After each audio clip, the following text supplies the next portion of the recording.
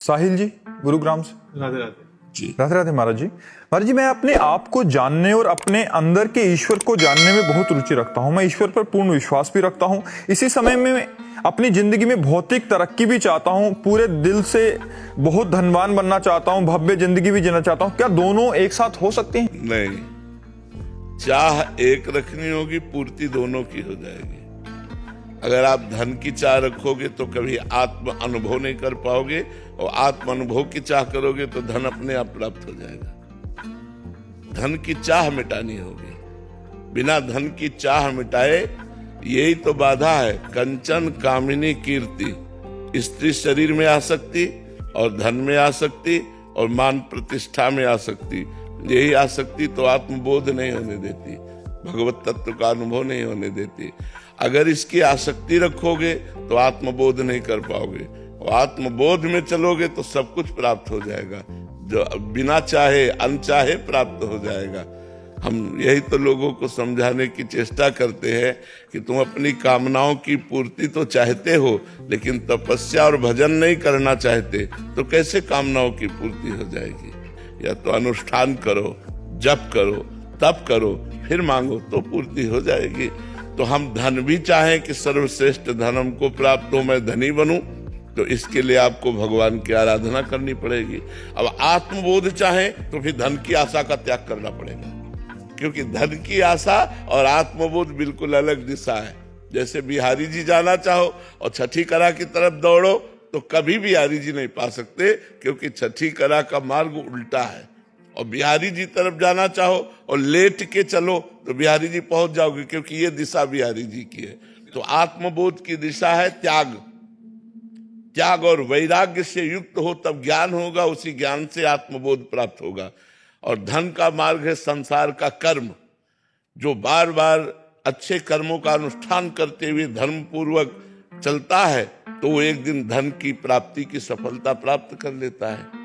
भगवान का भजन और प्रारब्ध अनुकूल हो तो धन की प्राप्ति हो जाएगी। हमारा कर्म भी सफलता पूर्वक होना चाहिए, और भगवान की कृपा भी होनी चाहिए, और प्रारब्ध भी अनुकूल होना चाहिए। तीनों जब मिल जाएंगे तब आप सबसे बड़े जो कामना कर रहे हो वो संपत्तिवान बन जाओगे।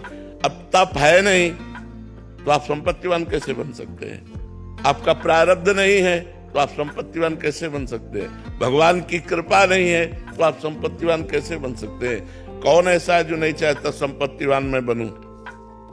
भारत में पूछो, विश्व में पूछो, सबके अंदर यही कामना में संपत्तिवान बनूं। तो अपने कर्म को सफलता पूर्वक करना और प्रारब्ध अनुकूल होना और तपस्या के द्वारा भगवान की कृपा प्राप्त करना, जो चाहो प्राप्त कर लो।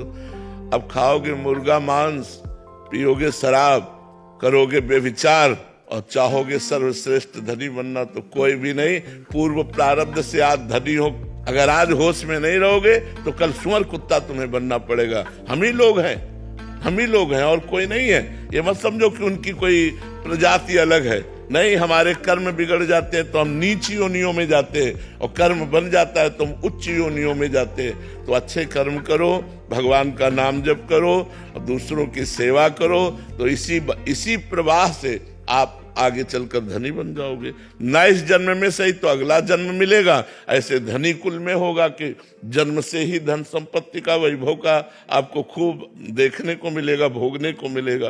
पर तप, बिना तपस्या के, बिना भजन के ये बात असंभव है। कोई सोचे मैं पापाचरण करके बढ़ जाऊं तो थोड़े दिन बढ़ जाओगे, इसके बाद नष्ट हो जाओगे। और धर्म से चलोगे तो कुल परंपरागत तुम्हारे संपत्ति बनती रहेगी, बढ़ती रहेगी। इसलिए हमारी सबसे प्रार्थना है कि शराब मत पियो, मांस मत खाओ। इन चीजों से न तुम्हारा स्वास्थ्य ठीक रहेगा, न कर्म ठीक रहेंगे, न बुद्धि ठीक रहेगी, और न परलोक बनेगा। सब कुछ नष्ट हो जाएगा। आप सोचो, हर जीव अपनी प्राण रक्षा चाहता है। आप एक चींटी के पीछे से अंगुली करिए, वो भागेगी प्राण बचा करके कि कहीं अंगुली हम पर अटैक ना कर दे।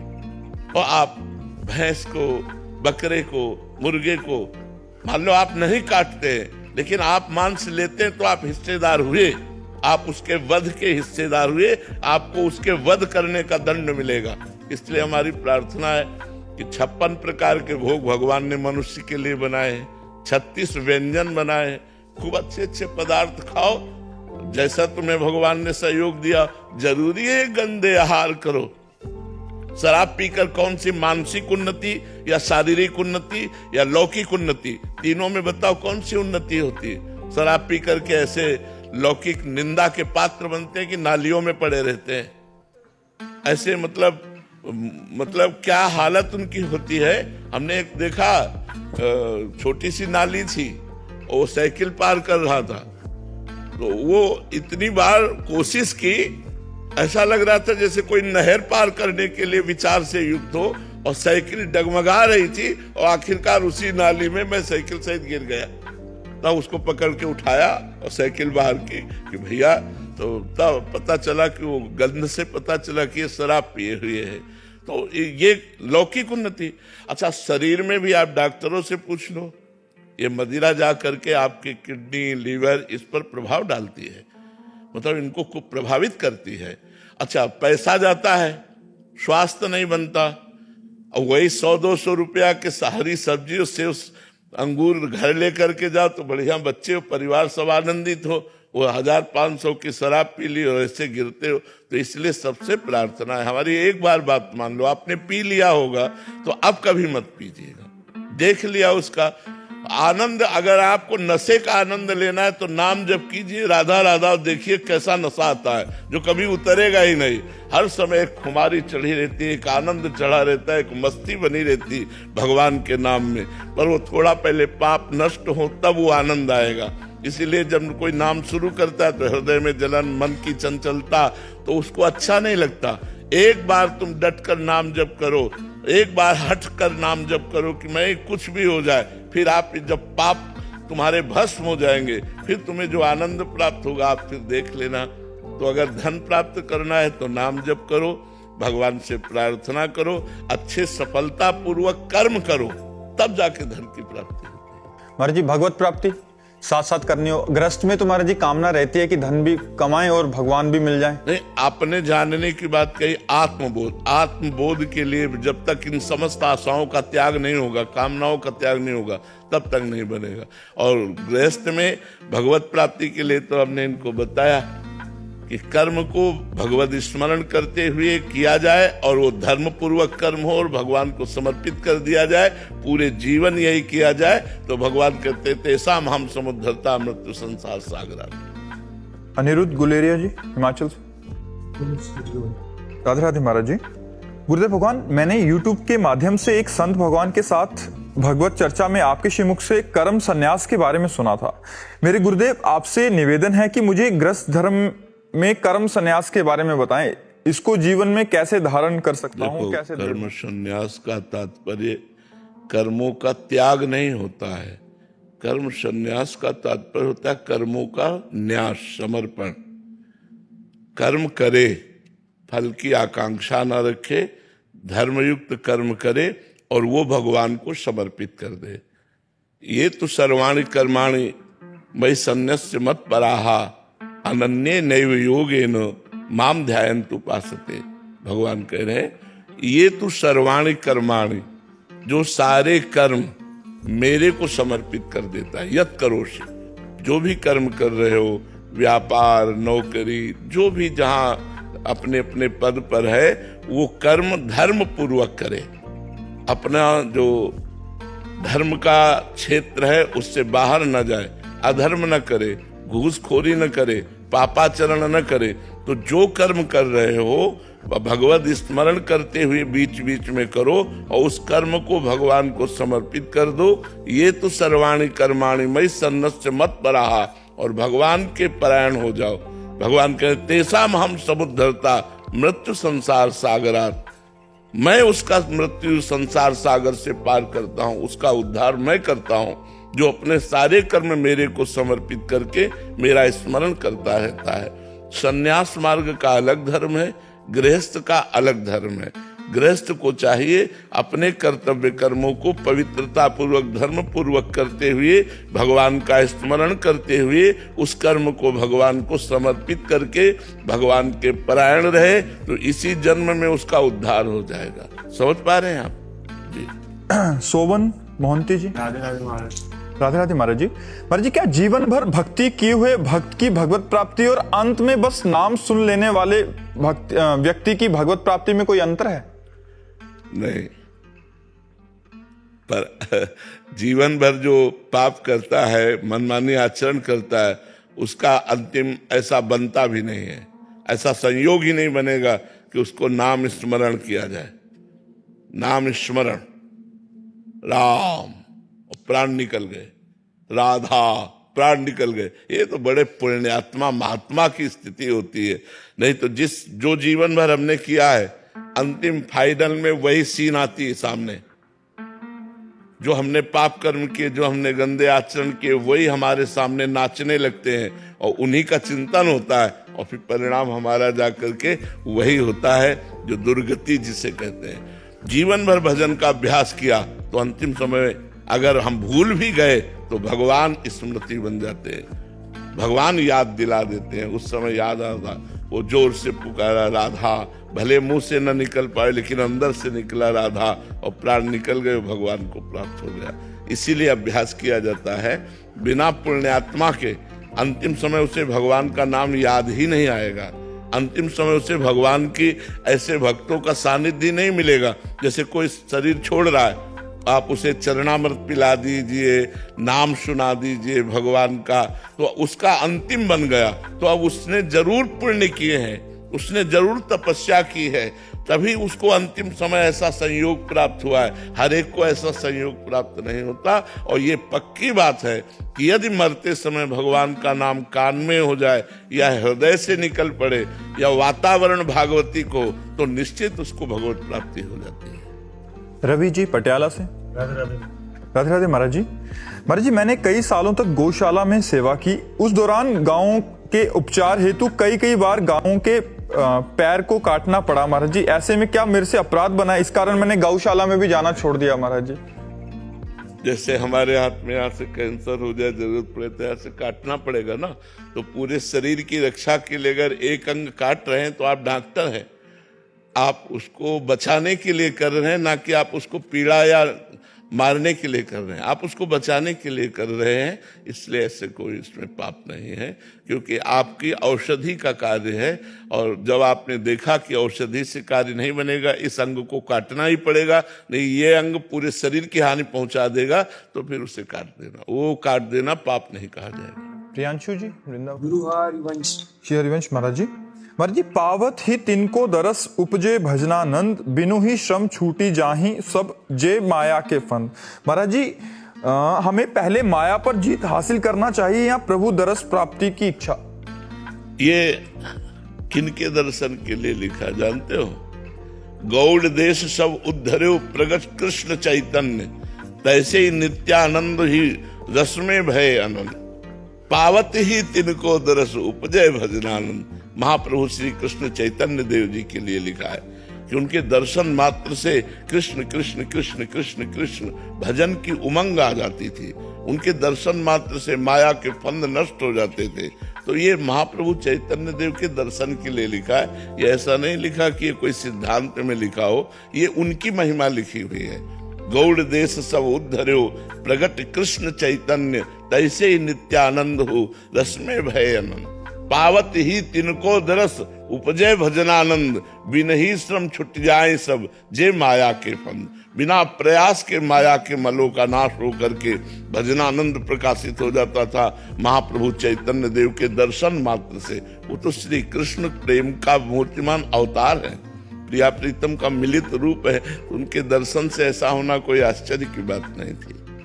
तो आप क्या प्रश्न करना चाहते हो? हमने साधक है, हमारी वृत्ति बहुत गलत रहती है, भी तो आपकी कृपा से मतलब जो भी हो पाए बस आपकी कृपा से।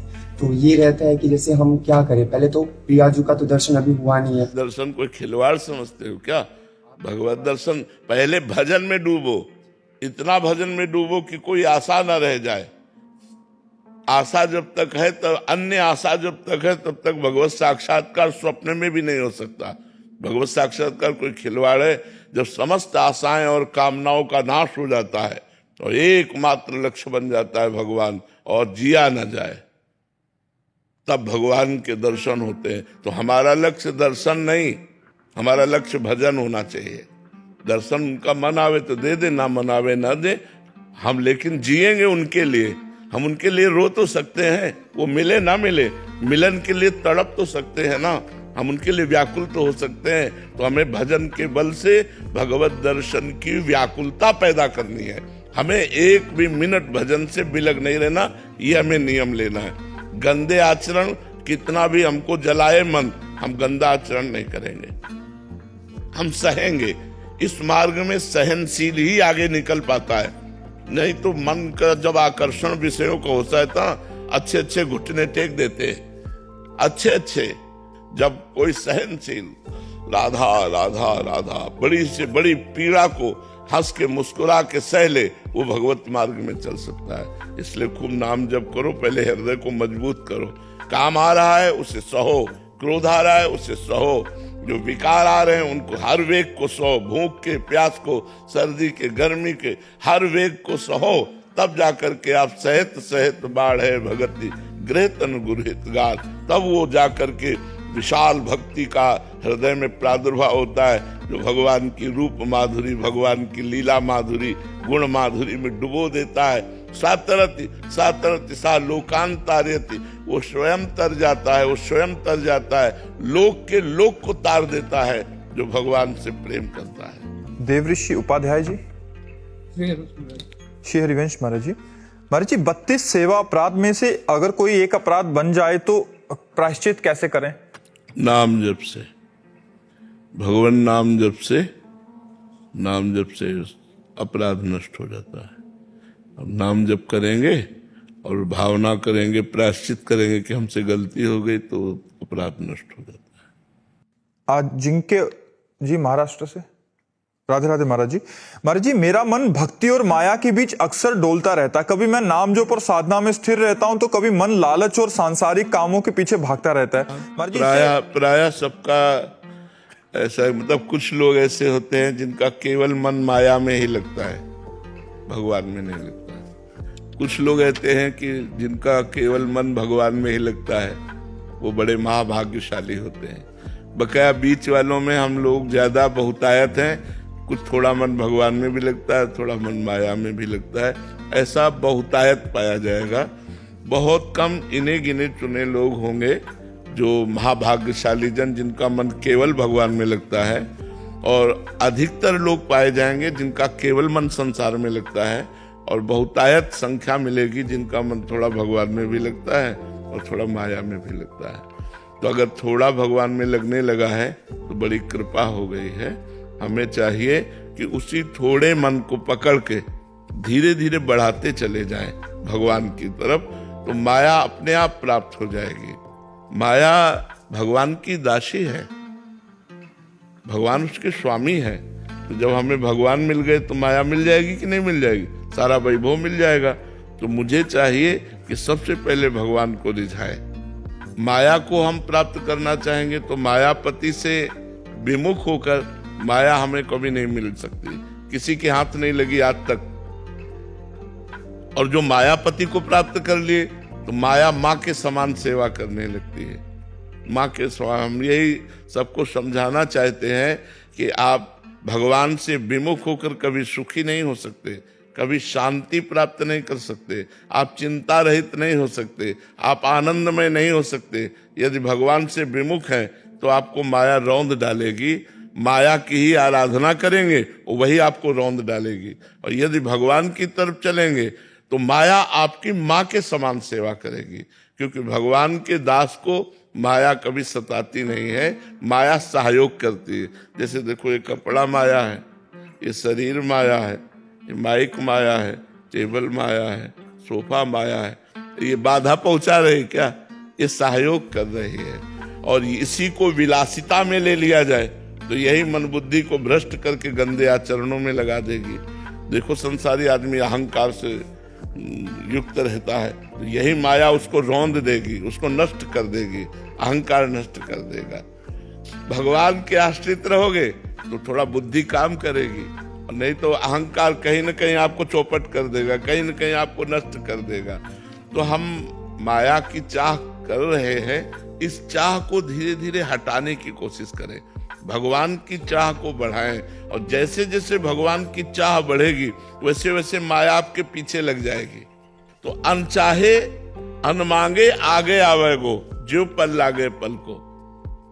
अगर हम चाह ना करें तो जैसे पल लगने की चाह नहीं करते अपने आप लग जाती है, ऐसे ही आपको धन प्राप्त हो जाएगा यदि आप भगवान का भजन करोगे। हरि भज छाण न मान नर्तन को, मति बंछय रे मति बंछय तिल तिल धन को, अन मांगे आगे आवेगो, जो पल लागे पल को। बोले तुम केवल हरि का भजन, स्वामी हरिदास जी महाराज कह रहे, केवल हरि का भजन करो, केवल हरि का भजन करो। मति बंछय रे मति बंछय, क्यों चाह कर रहा है धन की, क्यों धन के पीछे भागा घूम रहा है। हरि के पीछे लग, धन तेरे पीछे लग जाएगा।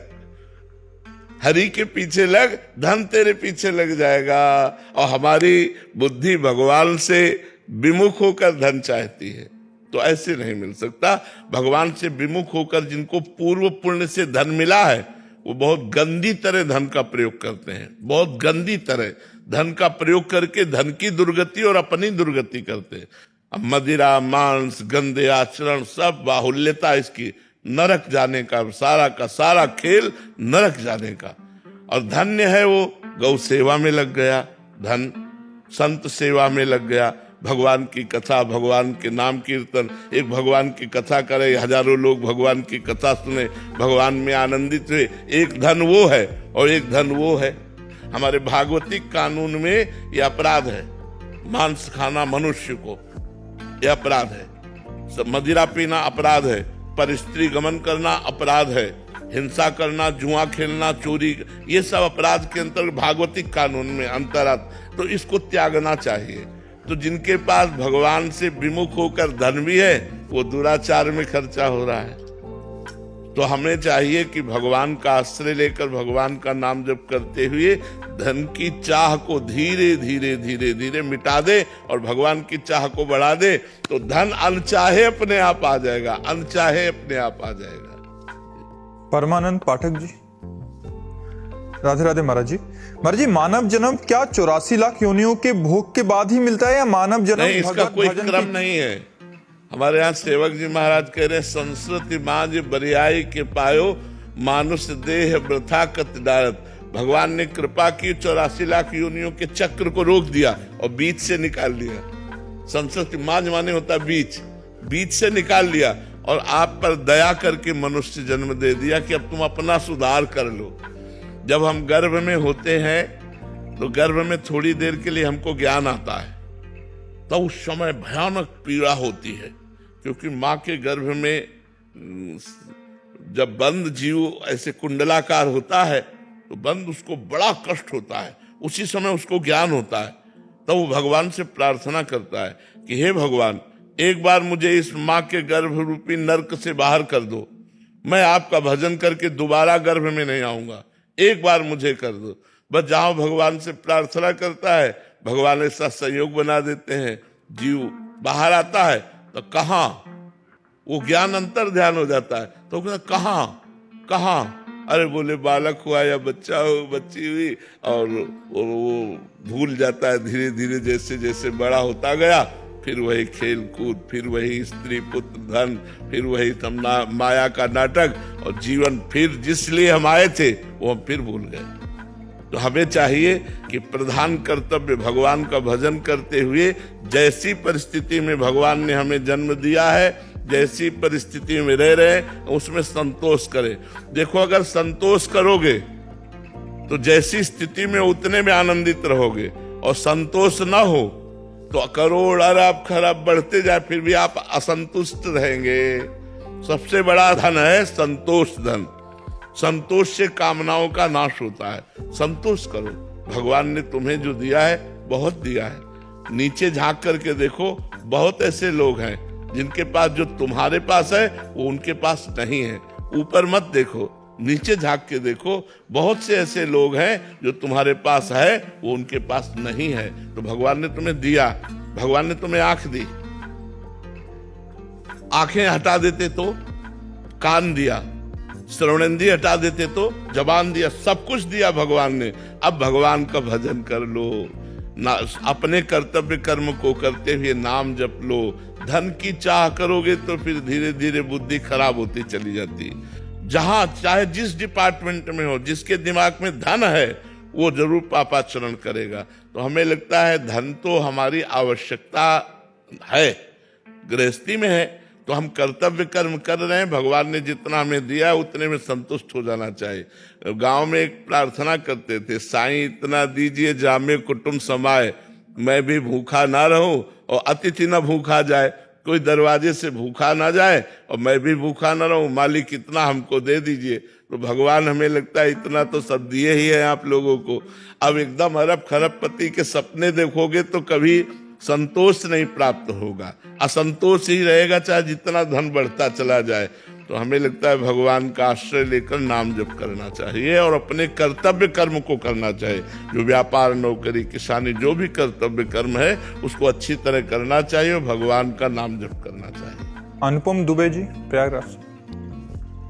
राधे राधे महाराज जी। महाराज जी, हम जीवन में जो फैसले लेते हैं वो वही सही हो रहा है या पहले से सब लिखित है? नहीं, पहले से निश्चित केवल सुख और दुख है। जो प्रारब्ध कर्म बनता है वो दो कर्मों से बनता है, शुभ और अशुभ। शुभ का परिणाम जो सुख होता है सांसारिक, और अशुभ का परिणाम दुख होता है। ये जो हम फैसले लेते हैं ये क्रियमाण है, ये वर्तमान का है ना, ये पूर्व का तो नहीं ना। अभी हम फैसले ले रहे हैं, अब उस फैसलों में देखना है कि धर्मयुक्त फैसला है कि नहीं। अगर धर्मयुक्त फैसला है तो हमको चल देना चाहिए। वो प्रारब्ध से नहीं, वो पहले से निश्चित नहीं है फैसला। जो फैसला हम ले रहे हैं वो क्रियमाण का है। वो क्रियमाण, तीन प्रकार के कर्म है, संचित कर्म, प्रारब्ध कर्म और क्रियमाण। तो क्रियमाण मनुष्य शरीर में ही होता है, पशु पक्षियों में नहीं होता। तो इस जन्म में जो हम क्रियमाण कर रहे हैं कि आज ऐसा किया जाए, अब ऐसा किया जाए, ये हमारा क्रियमाण है, प्रारब्ध प्रेरित नहीं है। प्रारब्ध प्रेरित है कि आप जा रहे हैं और अचानक घटना घट जाती है, ये प्रारब्ध प्रेरित है। आप जा रहे हैं, अचानक आपको कोई धनराशि मिल जाती है, ये प्रारब्ध है। प्रारब्ध ऐसा नहीं कि आपको नया संकल्प बनवाता हो। नया संकल्प तो बनता है क्रियमाण से, और प्रारब्ध उसमें अचानक आता है। अचानक आपने बहुत बढ़िया व्यापार किया और अचानक दुकान में आग लग गई। अब आपका प्रारब्ध आपको दुख दे रहा है, क्योंकि आपने तो प्रयास किया क्रियमाण सुख के लिए, लेकिन प्रारब्ध बुरा है, उसने दुख प्रदान कर दिया। छोटी सी एक दुकान रखी, बढ़ती चली गई, ये आपका पूर्व प्रारब्ध है। नया क्रियमाण छोटा सा, लेकिन प्रारब्ध बड़ा था, वो आपको बढ़ाता चला गया। तो प्रारब्ध जो है वो सुख और दुख देता है। जो फैसले लेते हैं वो क्रियमाण से होते हैं, और ये अनेक जन्मों का, जो जन्मों का गोदाम लगा हुआ है कर्मों का, उसे संचित कर्म कहते हैं। शैली शर्मा जी, राधे राधे महाराज जी। महाराज जी, जो चीजें इस जन्म में हमारे लिए पाना असंभव है, मन में कामना बनी रहती है कि अगला जन्म हो तो वो कामना पूरी हो। अरे नहीं, बहुत गलत बात है। संसार की चाह की पूर्ति के लिए हमारा अगला जन्म हो, ये कितना बड़ा भ्रम है। अरे अनेकों जन्म व्यतीत हो गए और इन सब भोगों को भोगते हुए कभी चाह पूर्ति नहीं हुई। चाह मिटाने के लिए मनुष्य शरीर मिला है, चाह बढ़ाने के लिए नहीं मिला। ऐसा भ्रम मत करो, नहीं तो अनेक जन्मों से भटकते चले आए, अनेक जन्म आगे और हमको भटकने पड़ेंगे। अगर मानो आप इस जन्म में मनुष्य हैं तो क्या अगला जन्म आपको मनुष्य मिलेगा? क्या गारंटी, क्या गारंटी? भगवान ने कृपा करके मनुष्य जन्म दिया है, अगले जन्म में हम कहीं ऐसे पशु पक्षी न बने। इसलिए हमको इस जन्म में ऐसा उपाय कर लेना चाहिए कि हमारा या तो जन्म ही ना हो, और जन्म हो तो भगवान की कृपा से युक्त जन्म हो। ऐसा जन्म हो हम समाज सेवा कर सके, हम भगवान नाम जप सके, हम मंगल कर सके, दूसरों का परोपकार कर सके। ऐसी चाह मत करो कामनाओं की कि हमें अगला जन्म मिलेगा तो हमें हमारी चाह पूर्ति होगी। नहीं, बड़े बड़े सम्राट हो गए, भोगों को भोगते हुए कभी उनकी चाह पूर्ति नहीं हुई, तो हम लोग तो कैसे पूर्ण कर सकते हैं अपनी चाह को? चाह तो देवराज इंद्र की भी नहीं पूर्ति हुई, जिसके पास अप्सराएं हैं। देखो एक घटना, गौतम ऋषि की पत्नी अहिल्या बड़ी सुंदर थी।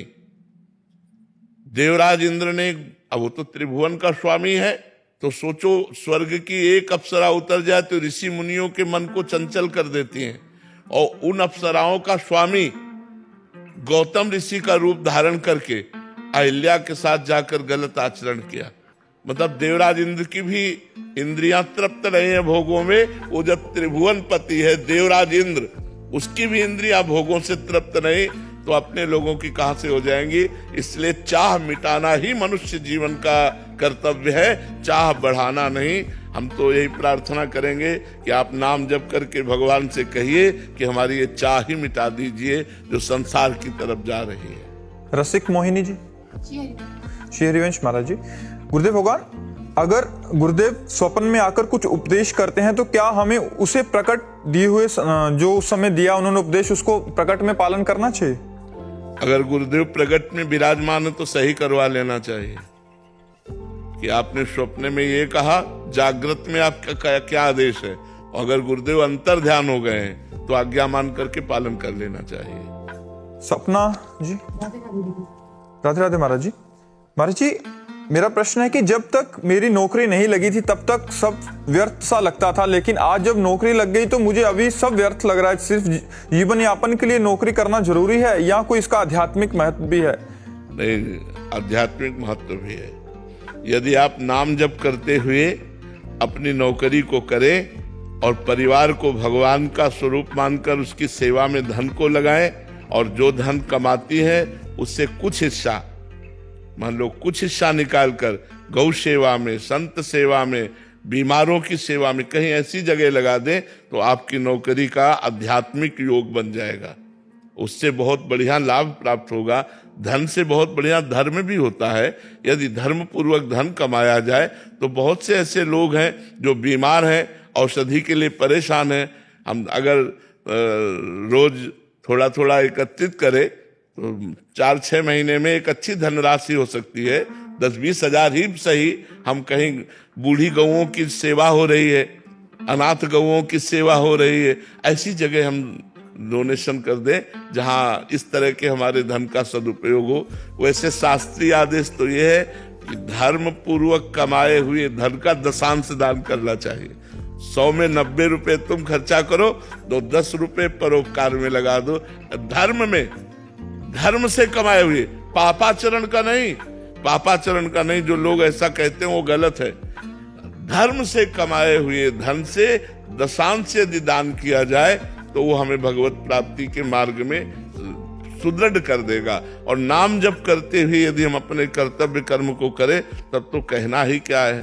तो आप नौकरी मत छोड़िए, नौकरी कीजिए, परिवार का पोषण होता है, समाज की सेवा होती है उससे, और नाम जप कीजिए। अधर्मयुक्त तो कोई कार्य ना होने पाए, ये सावधानी रखिए। महाराज जी, क्या केवल नाम जप करने से मोक्ष प्राप्त हो जाएगा मुझे? अरे मोक्ष का मोक्ष हो जाएगा नाम जप कर। दीयमानम न ग्रहणन्ति विना मत सेवनम जना। नाम जापक तो मोक्ष का भी त्याग कर देता है, मोक्ष का भी मोक्ष हो जाता है। नाम जप करके तो देखो, दीयमानम न ग्रहणन्ति विना मत सेवनम जना। भगवान की सेवा के सिवा वो मोक्ष भी नहीं चाहता नाम जापक। इसलिए नाम जप के तो देखो, नाम जप की अपार महिमा है। यद्यपि नाम और नामी अभेद है, लेकिन ब्रह्म राम ते नाम बड़ वरदायक वरदान। वरदान देने वालों को भी वरदान देने की सामर्थ्य नाम में विराजमान है। और ब्रह्म राम से भी बढ़कर के उनका नाम है। और कहाँ लग नाम बढ़ाई, और राम न सकत नाम गुण गाई। नाम की जितनी महिमा है स्वयं नामी भगवान भी नहीं गा सकते। इसलिए हम तो कहते हैं नाम जापक जितना अधिक नाम जप करेगा, अगर वो नाम के द्वारा प्रेम प्राप्त कर लिया तो मोक्ष का भी मोक्ष हो गया, मोक्ष का भी त्याग हो गया। इसलिए खूब नाम जप करो। किशन सिंह नेगी जी, बरेली से। राधे राधे महाराज जी। महाराज जी, पिछले 3 सालों से आपका सत्संग सुन रहा हूँ, तब से जीवन में बहुत सुधार आया है। नास्तिक से आपने आस्तिक बना दिया, और तमोगुनी भोजन से सतोगुनी भोजन करने लग गया हूँ, और अब इच्छा भी नहीं है वैसे भोजन की। महाराज जी, आध्यात्मिक जीवन में सफलता पाने के लिए क्या करना चाहिए? हम ये कैसे जान पाएं कि आध्यात्मिक जीवन में सफल हो रहे हैं हम? सत्संग से हमें पता चलता रहता है कि अब हमारी कितनी उन्नति हो रही है। क्योंकि जैसे जैसे हमारे कामादि दोष शांत होने लगे, हमारी कामनाएं शांत होने लगे, भगवान का नाम प्रिय लगने लगे, भगवान की कथा प्रिय लगने लगे, भगवान के संत प्रिय लगने लगे, तो समझो हमारी आध्यात्मिक उन्नति हो रही है। हमारे अंदर जो ये काम आदि दोष हैं ये कम होने लगे, तो समझो भगवान की बड़ी कृपा हो रही, हमारी भक्ति बढ़ रही है। और आपने बताया ही कि आपने बहुत से दोषों का त्याग किया, तमोगुणी भोजन का त्याग किया, तमोगुणी मार्ग का त्याग किया, इसलिए बहुत अच्छे हैं। आप आगे बढ़िए और खूब नाम जप कीजिए। भगवान की आपके ऊपर कृपा है, तभी आप इस मार्ग में चल पा रहे हैं। अतिशय कृपा राम की होई, पाँव दे या मार्ग सोई। इस मार्ग में कदम वही रख सकता है जिस पर भगवान की कृपा है। इतनी कृपा कीजिएगा कभी इधर उधर मन ना डूब जाए। मन बहुत तेज भागता है। हाँ भागता है, लेकिन आपके बिना वो कुछ कर नहीं सकता। आपके बिना कुछ कर नहीं सकता। अगर आपने दस्तखत कर दिया तब तो फिर गड़बड़ कर देगा। आपको दस्तखत नहीं करना, मन चाहे जहां भाग के जाए, आप उसका दस्तखत मत कीजिए। आपकी हाँ के बिना वो कुछ कर नहीं सकता। मित्र लोग कह रहे पियो और मन भी कह रहा पियो, लेकिन आपने तो बच गए। लोग नाराज हो गए। हाँ, वो तो सतमार्ग में जब चलोगे तो मित्र नाराज हो जाएंगे। एक आदमी था जो बहुत सुबह से शराब ही पीता था और बहुत मतलब गुंडा प्रकृति का आदमी, तो जहां जाता था उसका आदर होता था। आजकल आदर संतों का कम होता है, असंतों का ज्यादा होता है। वो एक अभी बीच में आया, बोले आपके प्रवचन ने हमें बर्बाद कर दिया। हमने कहा क्या? बोले शराब छुड़वा दी और गंदी बातें छुड़वा दी, तो हमारे जितने मित्र, जितना आदर था सब खत्म हो गया। बोले अब हमसे कोई बात नहीं करता हमसे, तो बोले हम उसमें था कि रौब थी और सम्मान मिलता था, तो उनका ये सब नरक जाने का रास्ता था। भगवान ने अब कृपा कर दी है, अपमान मिले लेकिन सतमार्ग में चलो तो तुम्हारा मंगल हो जाएगा। तो ऐसे मित्रों की क्या जरूरत जो कुमार्गगामी बनावे। मित्र तो वही है जो कुपथ निवारी सुपंथ चलावा, जो कुमार्ग से हटाकर सुमार्ग में चलावे, वही मित्र। हम आपके दोस्त हैं, कोई और दोस्त हो तो ना हो। अरे संत जन दोस्त हैं, सतमार्ग में भगवान दोस्त हैं। ऐसे हजार लोग दोस्त हो लेकिन कुमार्गगामी हो तो क्या फायदा। एक दोस्त हो और अच्छा हो तो बढ़िया है। तो संत जन तुम्हारे दोस्त हैं, भगवान तुम्हारे दोस्त है। हाँ, ऐसे चलो। चंदन कुमार मिश्रा जी, बिहार से। राधे राधे महाराज जी। महाराज जी, अगर कोई प्राणी स्वयं को जान ले, पहचान ले, तो क्या प्रभु यानी भगवान को जानना शेष रह जाता है क्या? नहीं, जानत तुम्हें तुम्हें हो जाए, सोई जाने जेह देहु जनाई, जानत तुम्हें तुम्हें हो जाए। जो अपने को जान लेता है वो भगवान को जान लेता है, जो भगवान को जान लेता है वो अपने को जान लेता है। दो नहीं है, वही आत्मा ही परमात्मा है, परमात्मा ही आत्मा है, कोई अंतर नहीं है। अगर हम जैसे पूरे ट्रक के एक बोरे का परखी के द्वारा देख लिया तो पूरे ट्रक का दाम लगा देते हैं, ऐसे ही भगवान का अंश स्वरूप आत्मा है। जो भी उसका अनुभव हुआ वो पूर्ण परमात्मा का अनुभव कर लेता है। आत्मबोध होते ही वो परमात्मा का साक्षात्कार कर लेता है। पर बहुत कठिन है आत्मबोध होना। इस शरीर में इतनी आसक्ति हो गई है, इंद्रियां इतनी भोगों में प्रबल हो गई हैं कि आत्मा की तरफ वृत्ति ही नहीं जाती, देह की तरफ ही वृत्ति रहती है, भोगों की तरफ वृत्ति रहती है। बड़ा उल्टा हो गया है। विषयों ने इंद्रियों को अधीन कर लिया है, इंद्री ने मन को अधीन कर लिया है और मन ने बुद्धि को अधीन कर लिया है। अब जो निर्णय होता है सब गलत होता है। उल्टा इसका ठीक हो जाए कि बुद्धि मन को अधीन कर ले और मन इंद्रियों को अधीन कर ले और इंद्री विषयों को अधीन कर ले, तो फिर सही निर्णय होने लगे। अब इसके लिए गुरु चरणों का आश्रय लेकर साधना करना होता है। सिस्टम उल्टा है, ऐसे प्रवाह ऐसे है। मना कष्टान इंद्रियाणि प्रकृति स्थान कर सती। अब हमें परमात्मा की तरफ ऐसे ऊर्ध्व लाना है। तो जैसे जल का प्रवाह नीचे है और उसे ऊर्ध्व चलाना है तो मशीन की जरूरत होती है, यंत्र की जरूरत होती है। ऐसे ही हमारी इंद्रियों का प्रवाह माया की तरफ है, इसे परमात्मा की तरफ चलाने के लिए मंत्र की जरूरत है। तो हमें गुरु मंत्र मिले और हम खूब जप करें तो उसके प्रवाह से हमारी बुद्धि शुद्ध हो और वो मन को अपने अधीन करे, मन इंद्रियों को अधीन करे, इंद्रियों के अधीन विषय रहे, ना कि विषयों के अधीन इंद्रियां रहे। सब कुछ उल्टा हो चुका है, इसको सीधा करना है भजन के द्वारा। और जब ये ठीक हो जाएगा तो सही संकल्प बनने लगेंगे, सही निर्णय निकलने। अभी गलत निर्णय है, कुछ भी हो वो मन ये बुद्धि से दस्तखत करा लेता है और मनमानी आचरण होते रहते हैं और हम जलते भी रहते हैं, दुख भी पाते हैं, फिर भी वही कर्म करते हैं। बड़ा निकृष्ट मन है, बड़ा निकृष्ट मन है। एक बार कहेगा कि मैं कसम खाता हूं कभी नहीं करूंगा, दूसरे दिन फिर तैयार है वही करने के लिए। तो ये भजन के द्वारा ठीक होता है। जितना हम शास्त्र स्वाध्याय करेंगे और भजन करेंगे उतने ही हमारी बुद्धि पवित्र होगी, और पवित्र बुद्धि मन पर शासन करती है और मन इंद्रियों पर शासन करता है।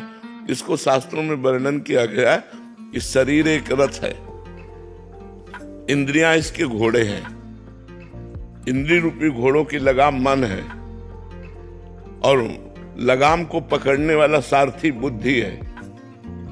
अब बुद्धि अगर शिथिल है, लगाम छोड़ दी तो इंद्रिय रूपी घोड़े कहीं भी गिरा सकते हैं। जैसे ड्राइवर नशे में कहीं भी ठोक सकता है गाड़ी को, ऐसे हमारी बुद्धि माया के नशे में है। अब माया का नशा उतरे तब सही ये मार्ग चयन करके चल पावे।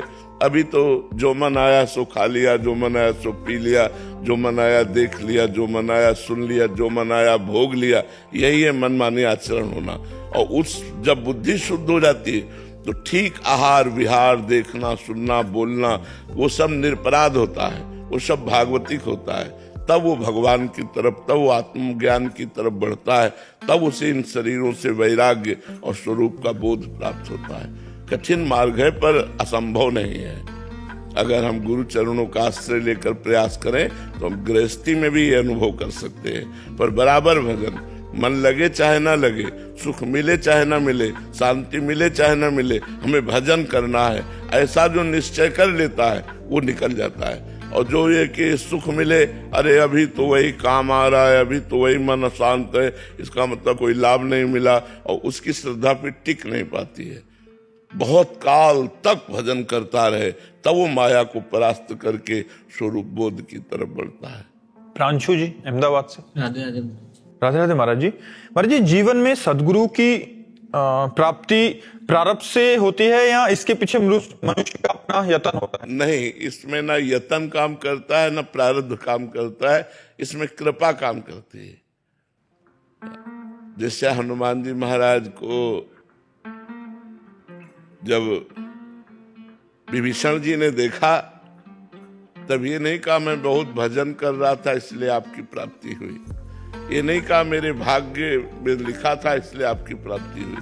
कहा अब मोहि भा भरोस हनुमंता, बिनु हरि कृपा मिले नहीं संता। आज मुझे भरोसा हो गया कि मेरे ऊपर श्री राम जी की कृपा है, क्योंकि यदि कृपा ना होती भगवान की तो आप जैसे संतों के दर्शन न होते। जो प्रभु मोहि अनुग्रह कीन्हा, तो तुम आई दर्श हट दीना। जो प्रभु ने हम पर कृपा की तो तुम अपनी तरफ से आकर मुझे दर्शन दिए। तो गुरु की प्राप्ति हमारे प्रयत्न से नहीं होती। प्रयत्न से इसलिए नहीं होती कि हम बाहरी चीजें देख सकते हैं, लेकिन जो गुरु बनाने के लिए चाहिए वो हम नहीं देख पाएंगे। जितेंद्रियता, आत्मबोध, भगवत प्रेम, ये बुद्धि के द्वारा नापे नहीं जा सकते, क्योंकि बुद्धि प्राकृतिक है, वो प्रकृति की चीजों को देख सकती है। आप किसी संत की प्रवीणता को देख सकते हैं, बोलने की प्रवीणता को देख सकते हैं, उनके वैभव को देख सकते हैं, वाहवाही को देख सकते हो। ये सब मायाकृत है। तो आपका प्रयत्न असफल रहा, आपके प्रयत्न से गुरु की प्राप्ति। और भाग्य से इसलिए नहीं होती कि भाग्य में दो ही बातें होती, शुभ और अशुभ। शुभ का फल सांसारिक सुख और अशुभ का फल सांसारिक दुख। धाम, नाम, भगवत भक्ति, भगवत भक्तों का संग, ये केवल कृपा से होता है। ये न भाग्य से होता है न प्रयत्न से होता है। भगवान जब द्रवहि दीन दयालु राघो तो साधु संगति पाइए। जब भगवान द्रवित होते हैं तो संतों का संग प्रदान कर देते हैं। संत मिलना कोई साधारण बात थोड़ी है। भेषधारी मिलना बात अलग है, लेकिन संत मिलना ये बड़े भाग्य की बात होती है। बड़े भाग्य तब कहते हैं हम जब हमें संत मिल जाते हैं। अब हमारे बड़े भाग्य हो गए कि अब हमें संत, बड़े भाग पाइब सत्संगा बिनय प्रयास होय भव भंगा। तो हम तब बड़े भाग्य, जैसे अब हम वृंदावन वास करते हैं तब हम कहते हैं हमारे बड़े भाग्य, हमें वृंदावन वास मिला। लेकिन ये भाग्य से नहीं मिला, ये हमारे भाग्य से नहीं मिला। प्रथम यथामति प्रणवों श्री वृंदावन अति रम्य श्री राधिका कृपा बिनु सबके मनन अगम। श्री राधा रानी की कृपा के बिना ना आप वृंदावन आ सकते न वृंदावन रह सकते। जिनको वृंदा विपिन है कृपा तिनय की होय, वृंदावन में तवै तो रहन पाई है सोय। तो धाम, नाम, रूप, कृपा, सदगुरु ये सब एक ही बात है। हमारे ऊपर कृपा हुई तब सदगुरु की प्राप्ति होती है, ना कि अपने प्रयत्न से, ना अपने भाग्य से। बात समझ में आ रही है? ओम प्रकाश गर्ग जी, राधे राधे महाराज जी। महाराज जी, संसार का सबसे बड़ा सत्य और सबसे बड़ा असत्य क्या है? संसार ही असत्य है और भगवान ही सत्य है। उमा कहूं मैं अनुभव अपना, सत हरि भजन जगत सब सपना। इस चौपाई पे तुम्हारे दोनों उत्तर है। सपना माने झूठा, सबसे झूठा क्या है? ये संसार। और सत्य क्या है? सत हरि भजन, भगवान का भजन। उमा कहूं मैं, भगवान शंकर का अनुभव। उमा कहूं मैं अनुभव अपना, सत हरि भजन जगत सब सपना। जैसे हमने स्वप्न में देखा कि राजा बन गए, बड़ा सुख, बड़ा वैभव, लेकिन जब जगे तो टूटी चारपाई में पड़े हैं। ऐसे ही पूरा जीवन हो गया कमाते हुए, तुम्हें पूरा जीवन हो गया लड़का बच्चा परिवार व्यवहार मित्रता सब करते हुए, मरे तब तुम्हारे साथ क्या जाएगा? न मित्र, न धन, न मकान, न गाड़ी, न घोड़ा, न रुपया, न पैसा, न शरीर। तो झूठा रहा कि नहीं रहा? हाथ नहीं लगा कुछ, और 60-70 वर्ष से लगे थे, और जहां जाना है वहां के लिए कुछ एकत्रित नहीं किया, एक भी नाम जप नहीं किया, भजन नहीं किया, भगवान का चिंतन नहीं किया, तो हाथ क्या लगा? मरे तो खाली हाथ। एक बार सिकंदर बादशाह, बड़ा बलवान बादशाह था, तो उसकी जय जयकार हो रही थी और वो जा रहा था, तो एक फकीर फटा कपड़ा पहने हुए सामने खड़ा हुआ, सुई और तागा लिए हुए, और उसने कहा बादशाह रुको। तो देखा फकीर तो उतर कर नमस्कार किया। बोले तुम बहुत शक्तिशाली बादशाह हो, तुम जो चाहो कर सकते हो, तुम विजय हासिल करते हो, हमारा एक काम छोटा सा कर दो। तो उनका बोलिए। बोले हम गरीब आदमी हैं, हमारे कपड़े फट जाते हैं, तो सुई धागा का जरूरत पड़ती, तो जब मैं परलोक जाऊंगा तो वहां मुझे सुई धागा दे देना है। तो उसने कहा पागल हो क्या, परलोक में कहीं सुई धागा जाता है? अच्छा, परलोक में सुई धागा नहीं जाता? बोले जब परलोक में सुई नहीं जाती तो तू हजारों की हिंसा करके ये धन एकत्रित कर रहा है, क्या तू परलोक ले जाएगा? सिकंदर एकदम सावधान हो गया।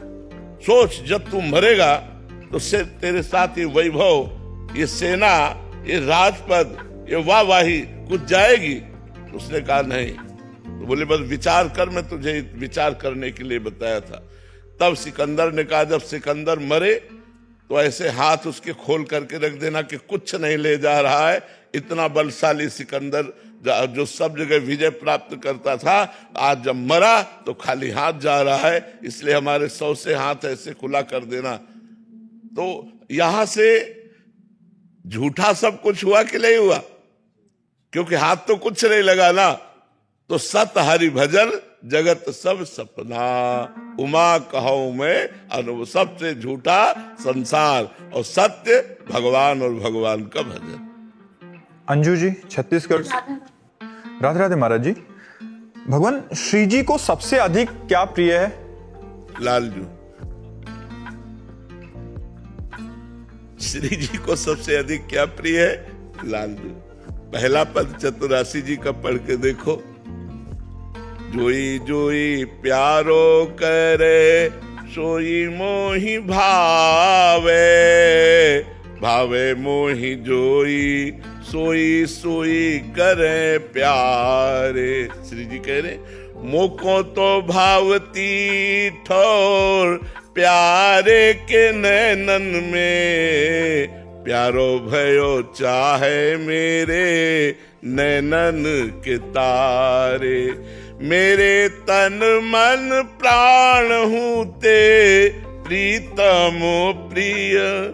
श्री जी को क्या प्यारा है, मेरे तन मन प्राण हूँ ते प्रीतम प्रिय, अपने कोटिक प्राण प्रीतम मो सोहारे।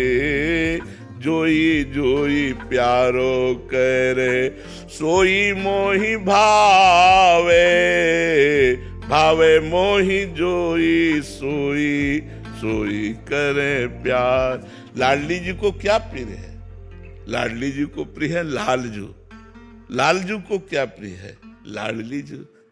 लाडली लाल दोनों को प्रिय क्या है, प्रेम। इसीलिए जिस भक्त के हृदय में प्रेम आ जाता है भगवान उसकी सेवकाई करने लगते हैं। भगवान पग चापू और सेज बिछाऊं नौकर बनूं हजाम, हाकू बैल बनो गडवारो बिना तनख्वाह रथवान, यही तो मेरे मन में ठणी भगत मेरे मुकुट मणि। अपनो परण विसार भगत को पूरो परण निभाऊं, जाचक जाचू कहे तो बेचे से बिक जाऊं।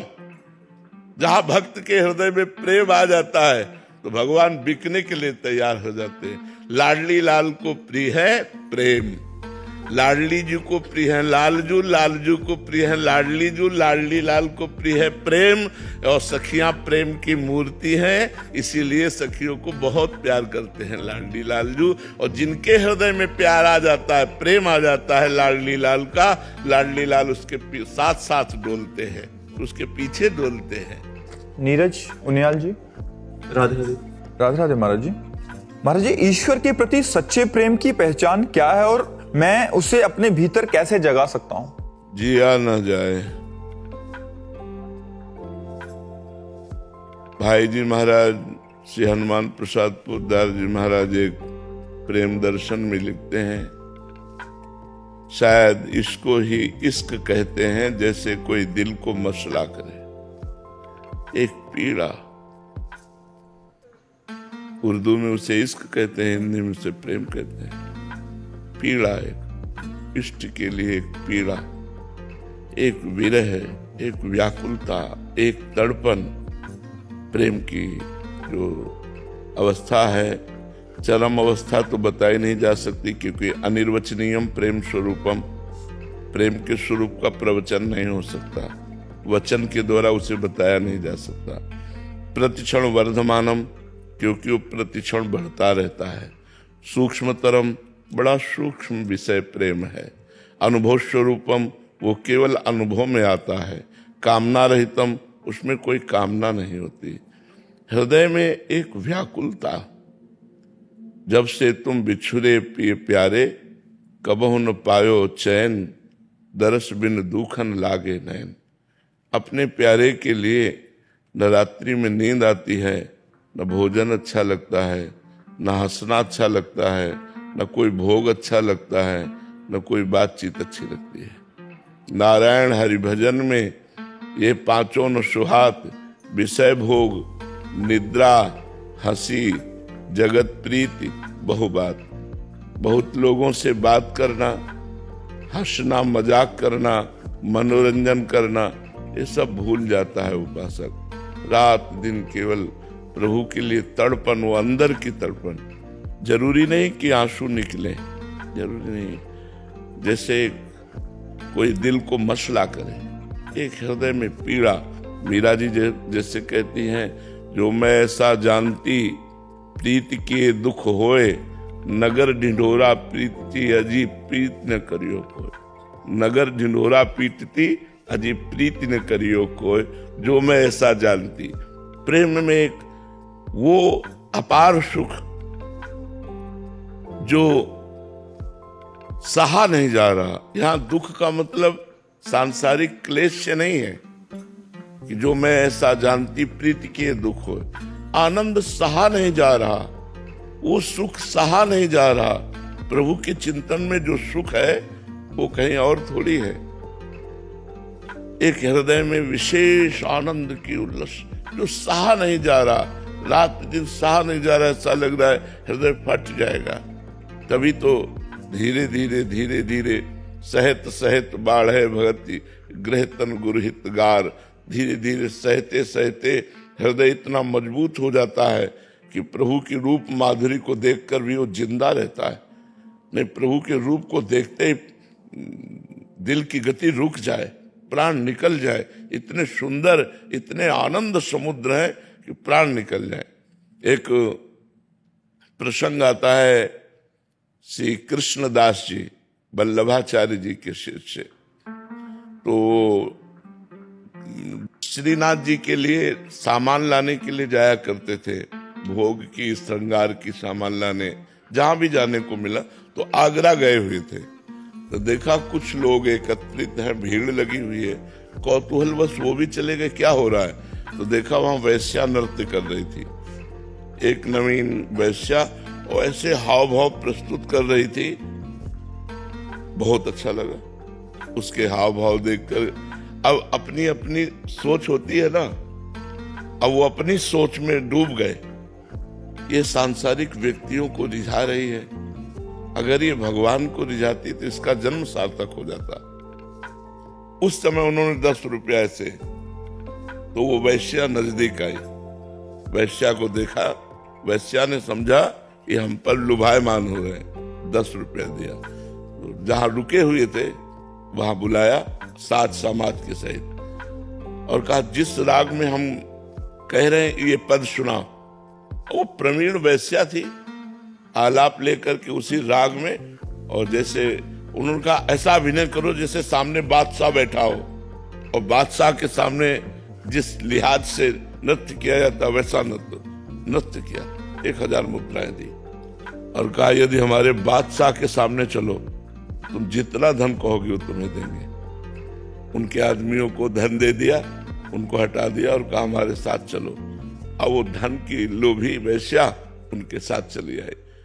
अब पूरे ब्रजमंडल में बदनामी हो गई कि कृष्णदास जी इतने बड़े महात्मा और 60-70 वर्ष के, बोले नए यौवन अवस्था की वैश्या को लाए हैं।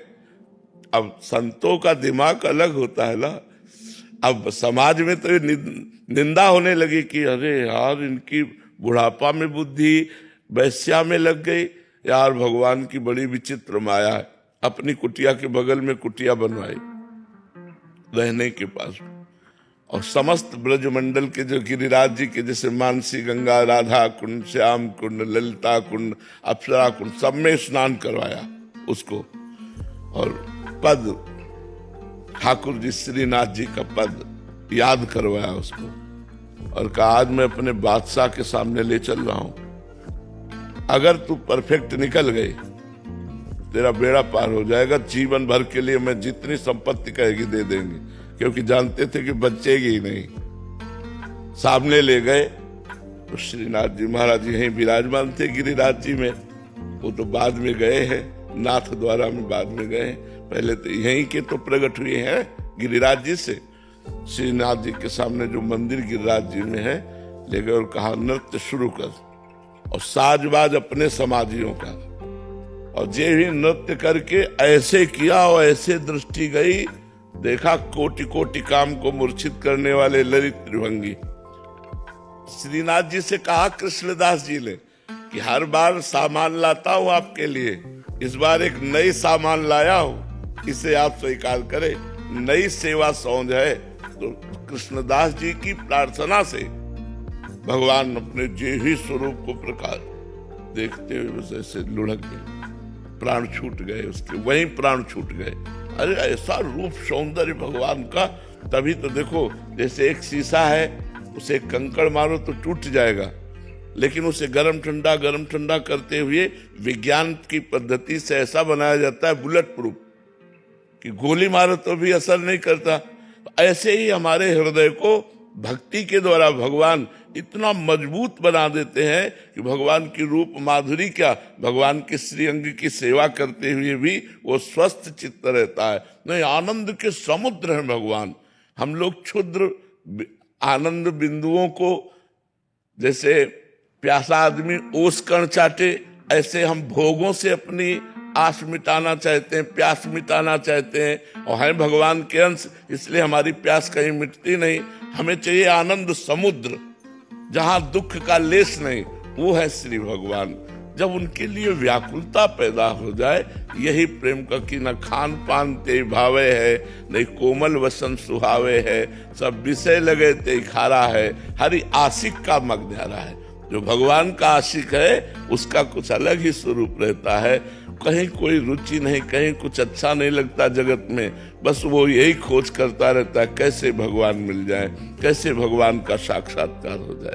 किसका प्रश्न था, समझ पाए आप? हमको अपना कर लो शंकर, हमको अपना कर लो शंकर, हमको अपना कर लो शंकर। हम तुम्हारे हैं जन्म जन्म से, हम तुम्हारे हैं जन्म जन्म से, इसकी हामी भर लो शंकर, इसकी हामी भर लो शंकर। बहते हैं भव सिंधु बीच हम, बहते हैं भव सिंधु बीच हम, बाह हमारी धर लो शंकर, बाह हमारी धर लो शंकर। रहे नहीं तिल मात्र शेष अब, रहे नहीं तिल मात्र शेष अब, दोष हमारे हर लो शंकर, दोष हमारे हर लो शंकर। निकलो नहीं निकाले ही से, निकलो नहीं निकाले ही से, शुक्ल ही धर हर लो शंकर, शुक्ल ही धर हर लो शंकर। हमको अपना कर लो शंकर, हमको अपना कर लो शंकर। अब पार्वती पदे हर हर महादेव। सर्वेषामद्यहन्तारं ध्यानगम्यं जटाधरं, वाराणसीपुरी मध्ये वसन्तं मोक्षदायिनं, विश्वनाथं च वागीशं वेदवेदान्तपारगम्, चन्द्रमौलीश्वरं वन्दे शरण्यं सर्वदेहिनां।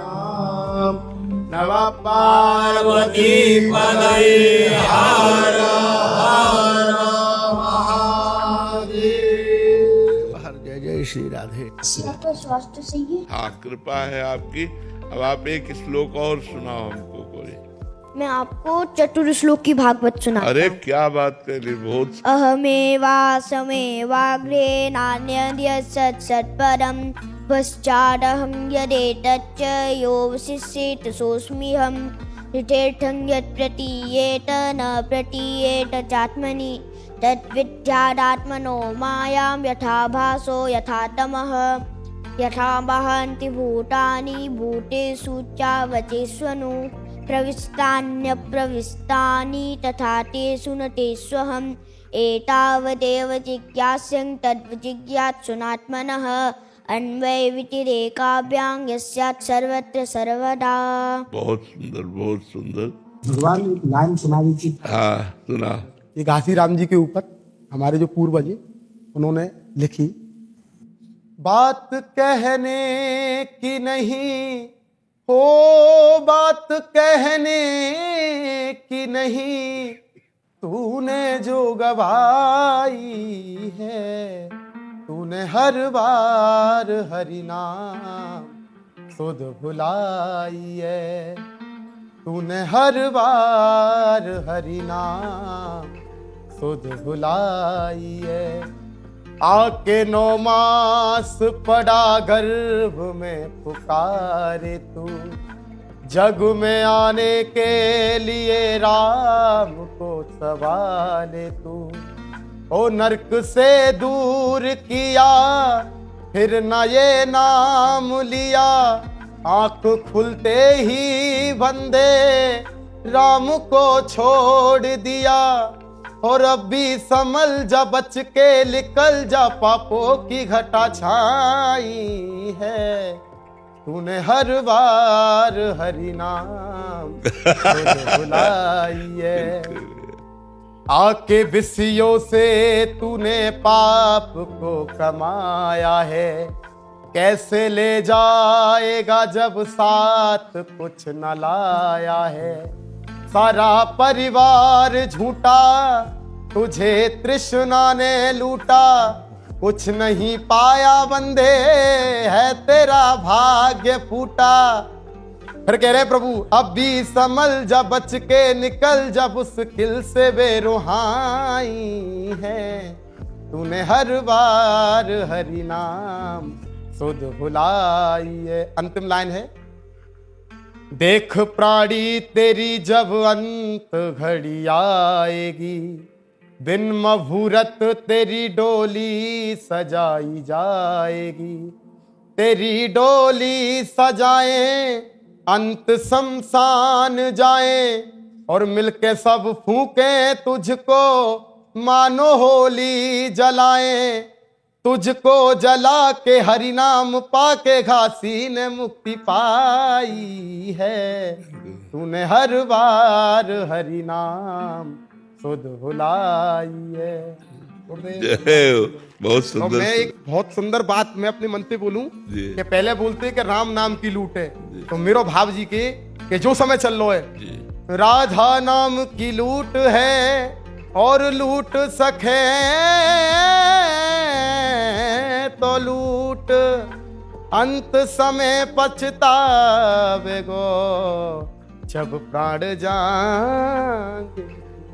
यार शिवम भैया तो अच्छा गा भी लेते हैं। आपको भले है जी, मैं कछु ना हूँ। आपको भले है, मैं तो कछु जानू ना, तो तुम्हारी गलती ही बोल लूंगा मैं। पहले तो बोलो आप क्या, आपकी गलती। जय जय श्री हरि।